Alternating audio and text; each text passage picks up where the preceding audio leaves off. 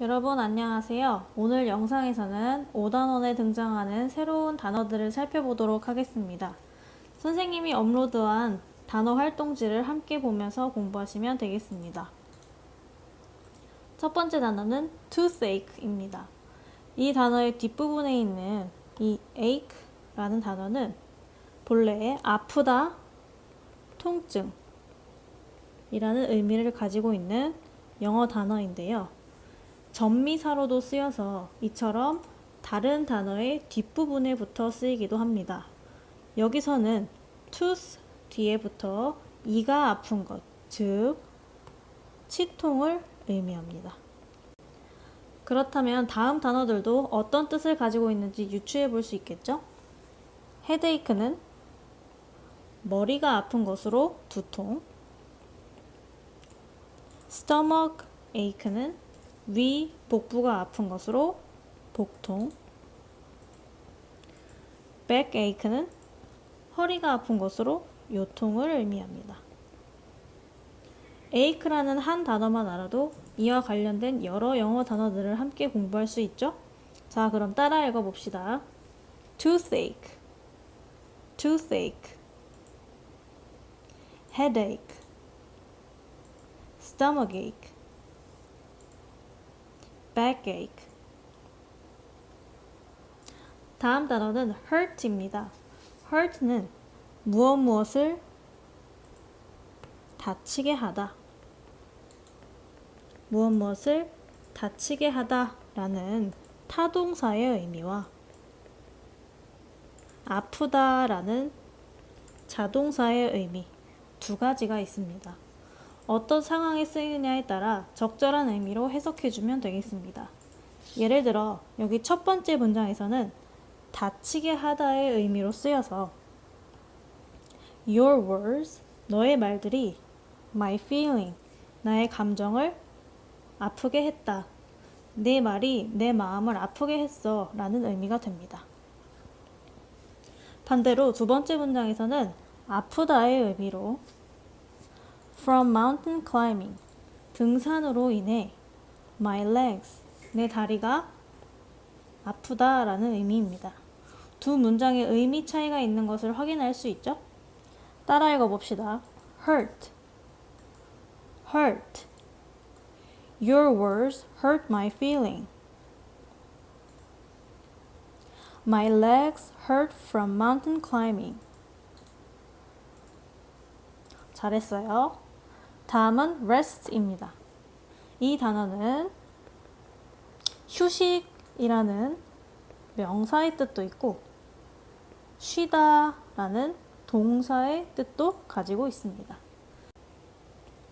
명사로 쓰일 때에는 주로 take, get과 같은 동사와 함께 쓰여서 휴식을 취하다 라는 의미로 사용됩니다. 자, 따라 읽어봅시다. rest, rest, take rest, take rest, get rest, get some rest. 잘했습니다. 다음은 thumb입니다.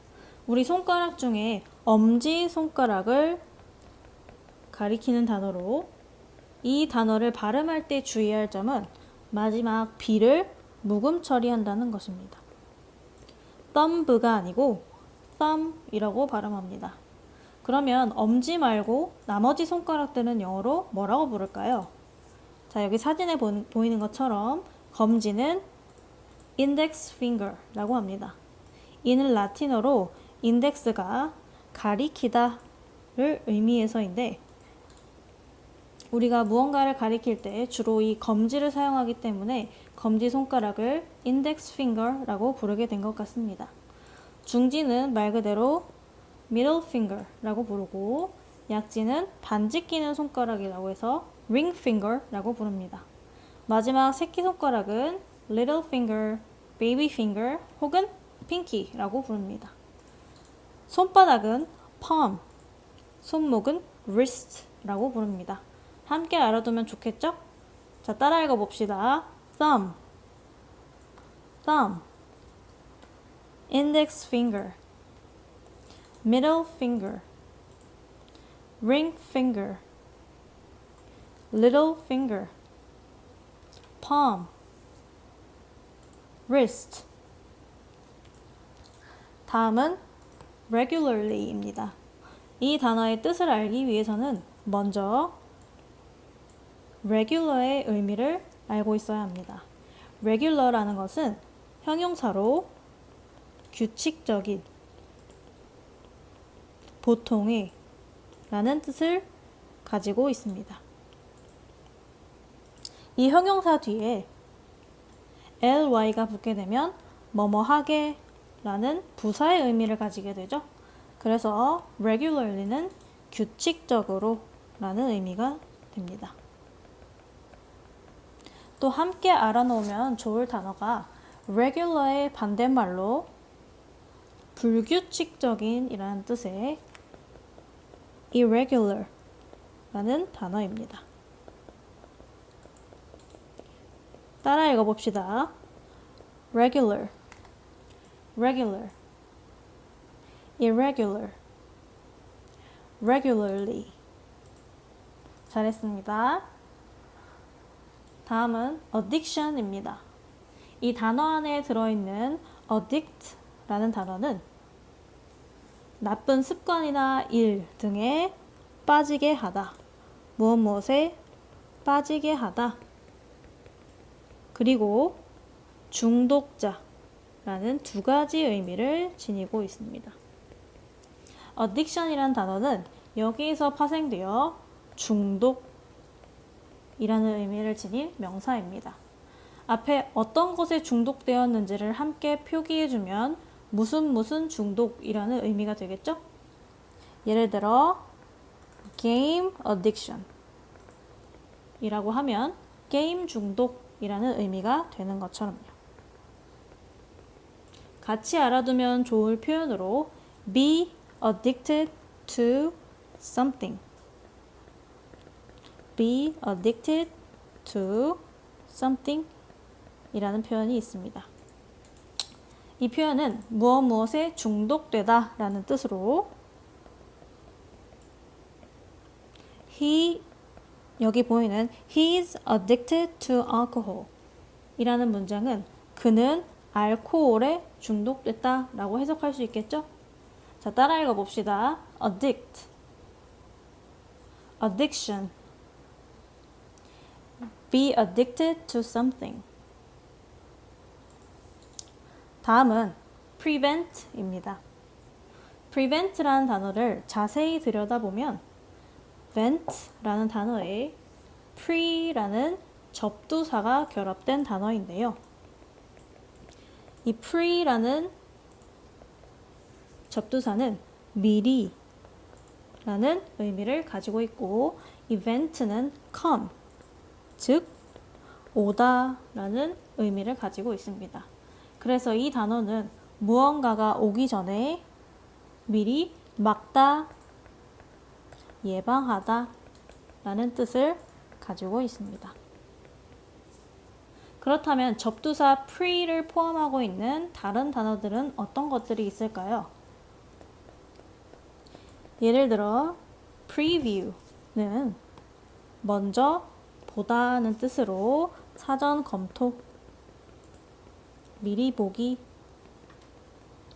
등의 뜻을 가지고 있습니다. 또 preschool 이라는 단어는 어떤 뜻일까요? 학교 전에 라는 의미가 되죠. 그래서 취학 전의 혹은 유치원 이라는 의미를 가지고 있습니다. 한 가지 접두사만 알고 있어도 여러 단어들의 의미를 유추해 볼 수 있겠죠? 따라해 봅시다. prevent, preview, preschool. 다음은 cause입니다. cause는 유발하다, 발생시키다 라는 뜻을 가지고 있습니다. 그럼 아래 문장을 cause를 사용해서 한번 영작해 볼까요? 과도한 플라스틱의 사용은 오염을 유발한다. 여기서 주어는 과도한 플라스틱의 사용, 수로는 유발하다. 목적어는 오염이 됩니다. 영작하면 과도한 플라스틱의 사용, too much use of plastic 은 유발한다. causes 오염, pollution. 이렇게 쓰면 올바른 문장이 되겠죠? 자연스럽게 cause 앞부분인 주어는 원인이 되고 cause 뒷부분의 목적어는 결과를 나타내게 됩니다. 따라 읽어봅시다. cause Too much use of plastic causes pollution. 잘했습니다. 다음 단어는 happen입니다. 이 happen이란 단어는 일어나다, 발생하다의 뜻을 가진 자동사입니다. 같은 의미를 가진 단어로 occur라는 단어가 있습니다. 이 단어는 문장에서 어떻게 사용되는지를 함께 보는 것이 좋습니다. 좀 전에 배운 cause와 다르게 이 단어는 목적어를 취하지 않습니다. 아래 문장을 한번 해석해 볼까요? The event happened at noon yesterday. 그 사건은 어제 정오에 발생했다. happen을 해석하는 방법은 주어가 발생했다. 이렇게 해석하면 됩니다. 따라 읽어봅시다. happen, occur.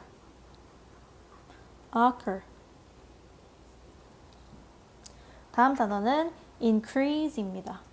이는 증가하다, 올라가다 라는 의미를 가지고 있습니다.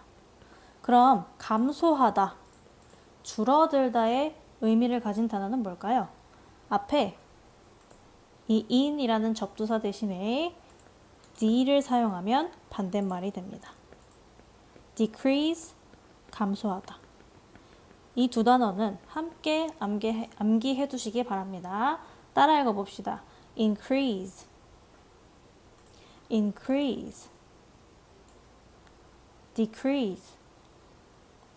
decrease. 잘했어요. 다음은 asleep이라는 단어입니다. sleep은 우리에게 익숙한 단어죠? 이 단어의 앞에 어라는 접두사가 붙음으로써 형용사가 되었습니다. 이 뜻은 잠이 든 이라는 뜻입니다. 이 단어를 이용해서 이 사진을 묘사해 보면 The dog is asleep 이라고 할 수 있습니다. asleep의 반의어로 깨어있는 이라는 단어는 깨우다 라는 뜻의 wake 라는 동사 앞에 어를 붙여 awake 라고 말해주면 깨어있는 이라는 의미가 됩니다. 따라해 봅시다. asleep, awake.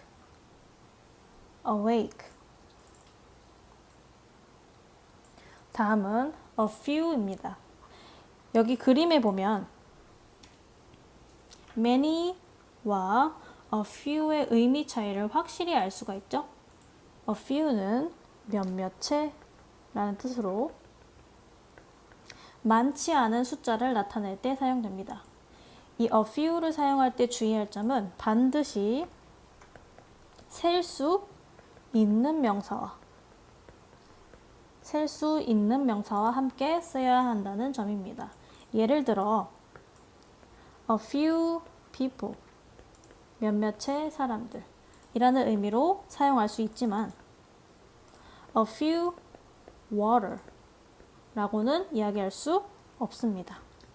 그 이유는 water가 셀 수 없는 명사이기 때문입니다. 그러면 조금의 물이라고 우리가 표현하기 위해서는 어떻게 이야기할 수 있을까요? 바로 a little입니다. a little water. 따라서 a few와 a little를 함께 알아두면 좋겠죠? 셀 수 있는 명사 앞에는 a few, 셀 수 없는 명사 앞에는 a little 이라고 암기해 두시면 되겠습니다. 한 가지 더 알아두어야 할 것은 이 a few 자체가 반드시 2개 이상을 의미하게 됩니다. 따라서 셀 수 있는 명사의 복수형과 함께 쓰인다 는 것을 꼭 알아두시면 되겠습니다. 예를 들어 바나나가 몇 개 안 남았다 라고 이야기할 때는 a few banana가 아니고 a few banana가 아니고 a few bananas 라고 복수로 표현을 해야 한다는 것입니다. 자, 그럼 따라 읽어봅시다. a few people, a few bananas, a little water. 차이점을 알겠죠?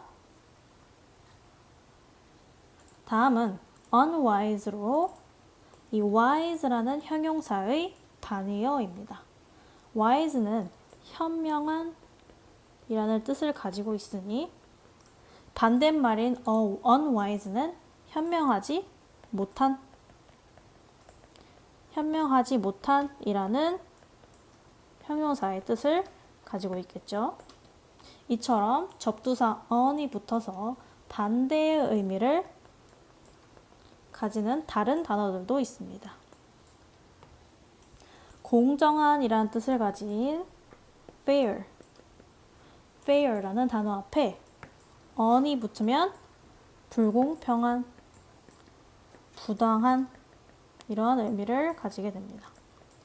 또 편한 이라는 뜻을 가진 comfortable 앞에 on이 붙어서 uncomfortable 이 되게 되면 불편한